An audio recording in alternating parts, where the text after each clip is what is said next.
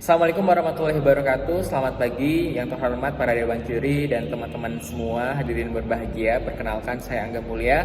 Saya dari Idealis Foundation Purwakarta dan saya sebagai seorang guru yang ingin memberikan materi terhadap siswa mengenai meningkatnya literasi asuransi. Di tengah dinamika kehidupan modern yang penuh dengan ketidakpastian, kemampuan seseorang dalam mengelola risiko menjadi keterampilan hidup yang sangat penting. Namun ironisnya masih banyak masyarakat yang memang belum memahami bagaimana cara melindungi diri dan keluarganya secara finansial. Disinilah materi literasi asuransi menjadi kunci dan pendidik memegang peran strategis dalam menanamkannya sejak dini.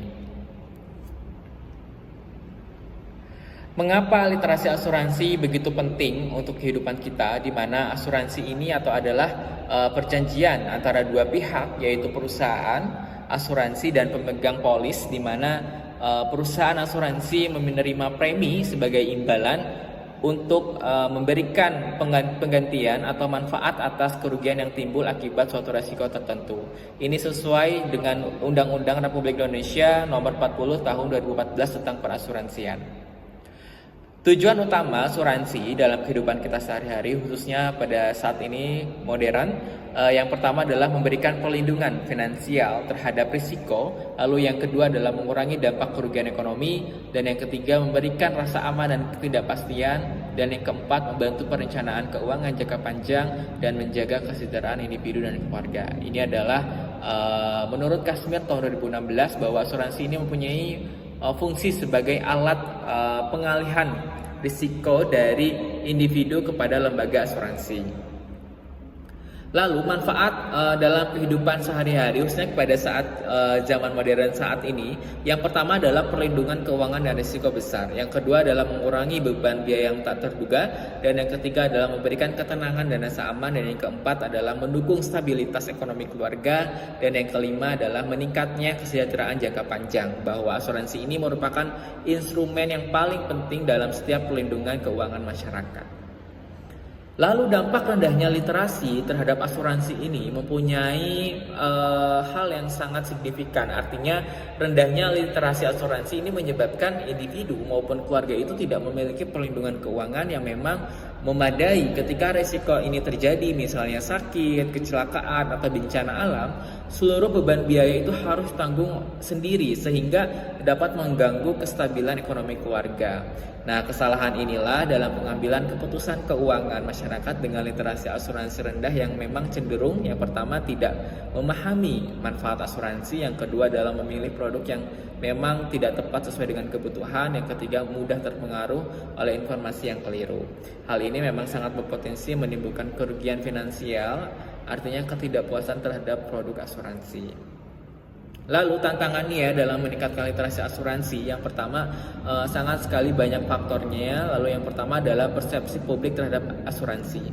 Rendahnya kepercayaan atau ketidakpastian hasil bisa memicu keraguan konsumen. Artinya hingga tahun ini 2025 tingkat inklusi perasuransian di Indonesia itu sekitar 28,5%, yang menunjukkan rendahnya kepemilikan produk asuransi di masyarakat. Ini berdasarkan data OJK tahun 2025. Lalu yang kedua, keterbatasan akses informasi. Artinya masih banyak minimnya edukasi atau literasi asuransi yang menyebabkan masyarakat ini kurang terpapar informasi yang memadai. Artinya menurut Survei Nasional Literasi dan Inklusi Keuangan SNLIK 2025 oleh OJK, bahwa indeks literasi sektor perasuransian itu baru mencapai sekitar 45,45%. Artinya meskipun meningkat dibandingkan tahun-tahun sebelumnya, angka ini masih menunjukkan pemahaman yang cukup rendah mengenai asuransi. Lalu yang ketiga adalah kompleksitas produk asuransi, di mana produk asuransi ini seringkali dianggap rumit dengan berbagai syarat dan ketentuan. Ini menyulitkan pemahaman risiko dan manfaatnya. Lalu yang keempat adalah miskonsepsi dan stigma negatif, artinya masih banyak sekali pandangan yang keliru atau citra negatif terhadap masyarakat mengenai tentang adanya asuransi ini. Lalu peran kunci pendidik dalam meningkatkan literasi asuransi ini, yang pertama adalah fasilitator pengetahuan, artinya mengembangkan kemampuan teknis dan manajerial insan perasuransian melalui sosialisasi dan pemahaman konsep yang komprehensif. Lalu yang kedua, mendorong diskusi kritis, artinya mengajak peserta didik menganalisis dan mengevaluasi berbagai skenario yang ada dengan risiko yang sangat besar serta solusi asuransinya seperti apa.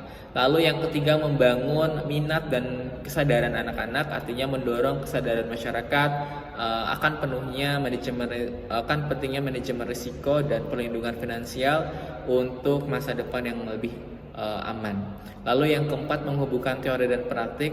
Di sini saya menjelaskan penerapan konsep asuransi dalam kasus nyata, membantu peserta didik mempersiapkan diri dan untuk aplikasi praktis di lapangannya. Artinya pendidik di sini memiliki peran yang sangat penting dalam meningkatkan literasi asuransi melalui pemberian pengetahuan, pembentukan sikap, dan pengembangan keterampilan pengelolaan risiko. Dengan perannya pendidik di sini yang lebih optimal, saya yakin literasi asuransi ini dapat ditanamkan sejak dini, berkontribusi kepada kebutuhan masyarakat saat ini.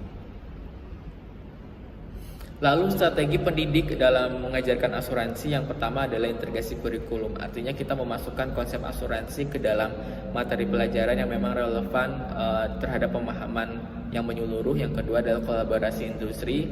Kita mengundang ahli industri dan mengadakan kunjungan untuk perspektif dunia nyatanya. Lalu yang ketiga adalah studi kasus dan contoh. Kita menganalisis skenario nyata dan kasus-kasus praktis yang memang terjadi untuk ilustrasi manfaat asuransi ini.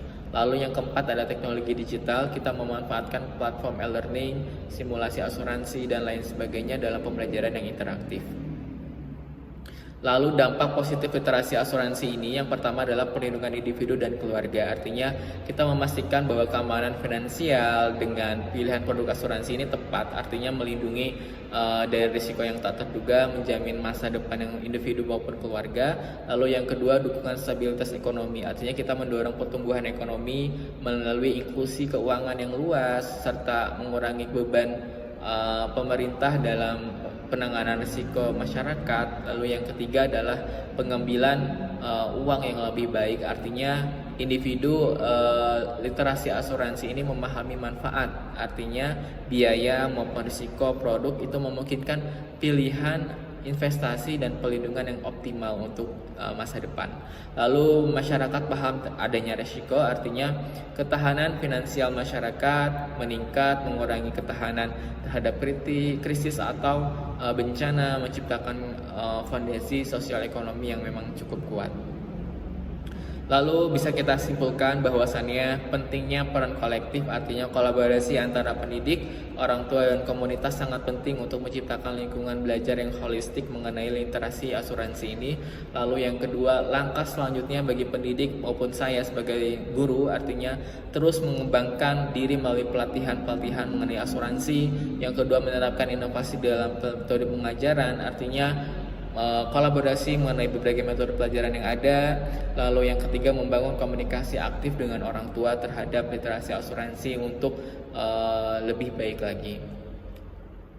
Terima kasih, mungkin itu saja pemaparan dari saya. Mohon maaf bila dalam pemaparan terdapat kesalahan kata. Saya ucapkan terima kasih. Wassalamualaikum warahmatullahi wabarakatuh. Assalamualaikum warahmatullahi wabarakatuh. Selamat pagi yang terhormat para dewan juri dan teman-teman semua hadirin.